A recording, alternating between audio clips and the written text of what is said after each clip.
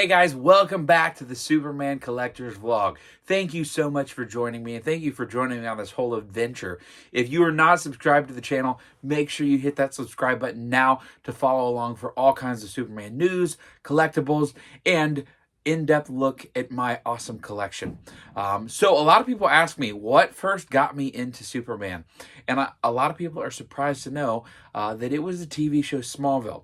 It might be a little surprising to you because Smallville is about Superman before he was Superman. So you never see the costume, you never see the cape.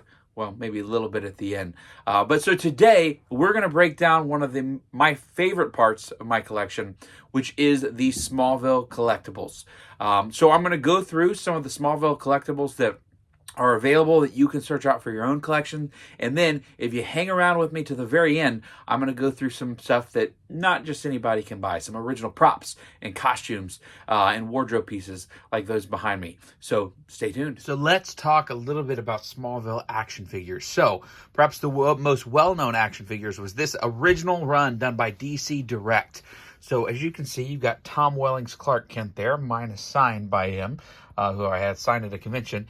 And then Lana Lang, Kristen Crook, and Michael Rosenbaum as Lex Luthor were all released in this initial run. They did do a second run, though, with this yellow card back here. You can see this Tom Welling Clark Kent. And here he's in the red leather jacket with a blue undershirt. And I don't have the rest of the ones from the series, but you can see they did Aquaman, Cyborg, Impulse, and Green Arrow from the Justice episode. Finally, perhaps maybe the hardest individual Clark Kent figure from the show to find is this Best Buy exclusive that I believe came with a DVD set. So this one's actually pretty tough to find, and you can see shows yet another adaptation of the jacket. Speaking of autographs, I have quite a few of them. So I've gone to numerous comic book conventions, the Superman Celebration in Metropolis, Illinois, and other signing events to collect some of these. So this is just a portion. As you can see, some of my favorite things to have signed are magazines. I love having both characters. There's Tom Welling and Elena Huffman. Both characters sign on the cover, which is really fun. One of the rarer autographs in my collection will be this one right here, which is the DVD guidebook signed by Allison Mack, who, of course, after getting caught up in the NXIVM cult, is a little harder to get autographs for nowadays. Without a doubt, though, my favorite autograph piece would be this Smallville promotional poster. And I started this a couple years ago. I should have started it at the beginning of my collecting days, but I'm trying to get as much of the original cast to sign it as possible. And like I said, if I were to started it a couple years earlier, I would have added maybe 10 more signatures to this. But I'm happy with where I'm at in progress so far. Additionally, you can see some of my Erica Durant's autographs on some of these big banners in the background here that were used at some of her conventions in Metropolis. And here's a fun piece you might be able to find online. This is a For Your Consideration VHS. So this was kind of like a preview that you could send. This was never available retail, but would preview to different networks. But really cool. It included both the pilot episode and Hourglass, two classic tales from the best TV show ever made. A couple other classic collectibles being, of course, this awesome Smallville lunchbox that was produced, the various DVD sets, and then, of course, the trading cards. Let's talk about the trading cards. The trading cards are some of my favorite collectibles, not only because the base sets are so cool. This binder over here, I have every season, the complete sets, but because they also did specialty cards. So they did a couple different cards here. They did Pieceworks cards, which have pieces of the original wardrobe for the different characters. Allison Mack's top, Lex Luthor's Clark Kent's shirt, Davis Bloom's shirt. So lots of cool different Pieceworks cards.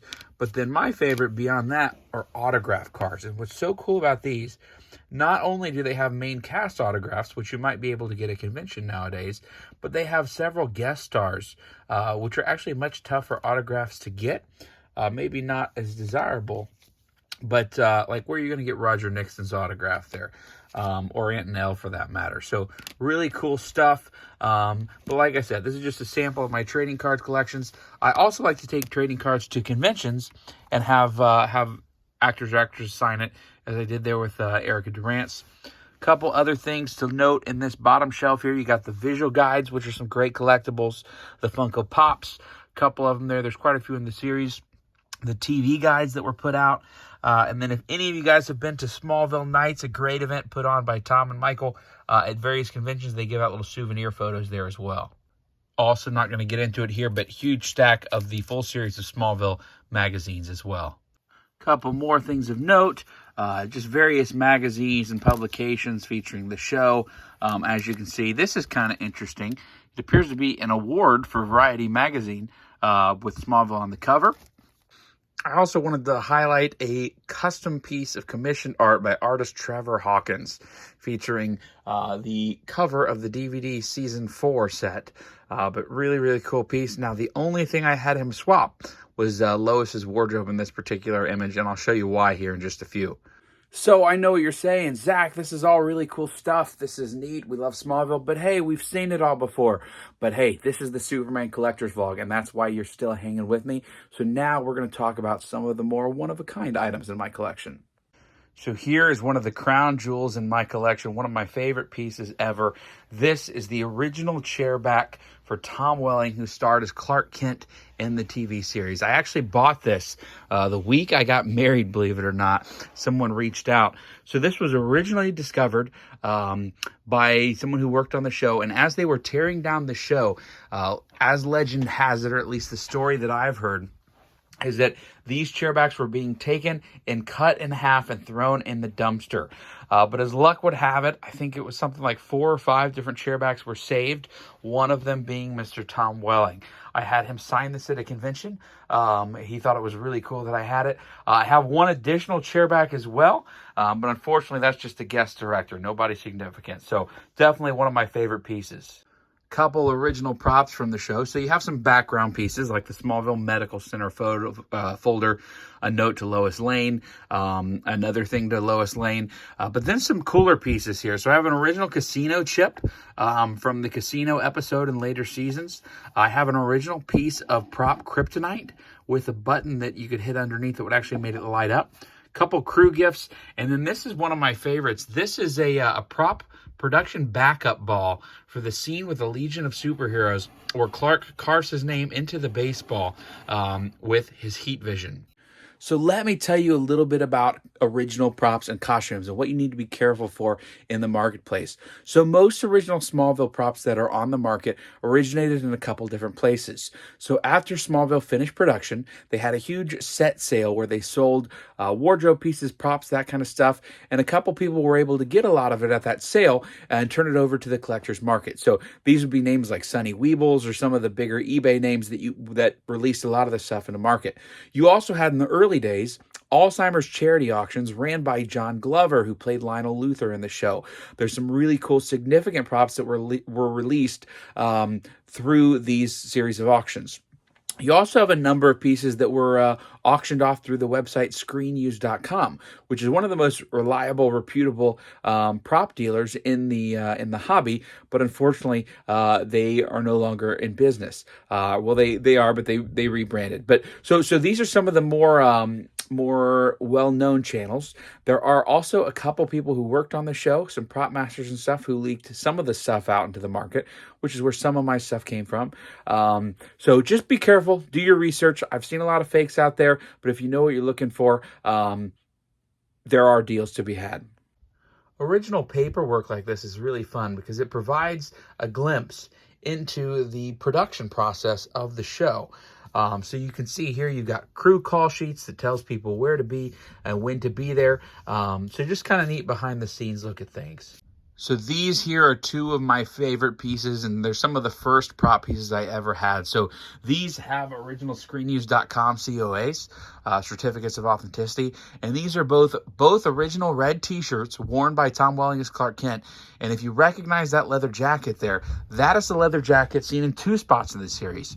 First, in Season 2, when Clark puts on the red kryptonite ring and escapes to Metropolis on the motorcycle, this is the exact jacket that he's wearing.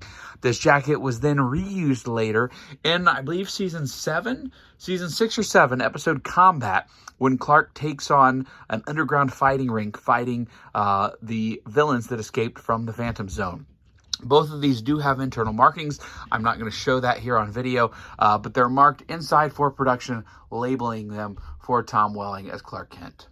Erica Durance happens to be my favorite on-screen adaptation of Lois Lane ever, so when this piece came up for auction, I was super excited. So this original red tank top and jeans were both worn by Erica Durance in the show and auctioned off through Profiles in History during their Superman auction a couple years ago.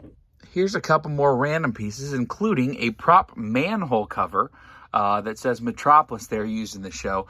An original Warrior Angel comic. That's right, Warrior Angel, the comic book hero, read or favored by the young kid Ryan, who Clark takes under his wing. A couple of Clark's original flannel shirts, and then here's some really cool set decoration artwork that kind of showed the set designs for the series. So this one here would be the Genetics Laboratory. I'm not sure what episode that was used in. And actually, speaking of Ryan, right here you have the Summerholt Neurological Institute with Ryan in the chair. That's some concept art straight from there. Here we have a couple things like original scripts. Several original scripts out there on the marketplace today. I've got several of them. Here's just a couple that are fun. Special effects piece here for the Stones of Knowledge.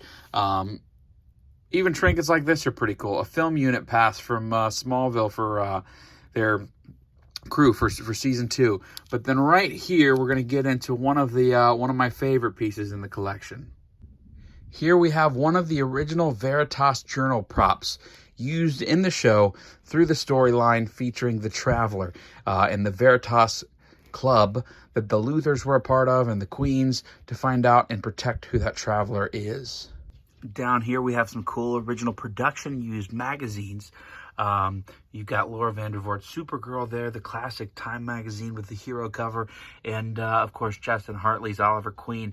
This book here, some of you may remember the episode, maybe not, but where Lana calls back in time to warn herself of a future attack. And so as she tries to figure out how that happened, she reads this very book, Theories of Time Travel. And I can't remember right now, but obviously this is a fake cover over a regular book, as is often done in prop books. But it's funny, little Easter egg, that Dustin Farrell. I'll have to look it up again, but that is a production crew member on the show who used his name on the cover when that book was made. So as you may have guessed, this doesn't even scratch the surface, but hopefully it shares some cool things with you guys and inspires you to go grow your own Smallville collections. Thank you guys so much for watching. Remember, make sure you like this video, share it with your friends, and please subscribe to this channel.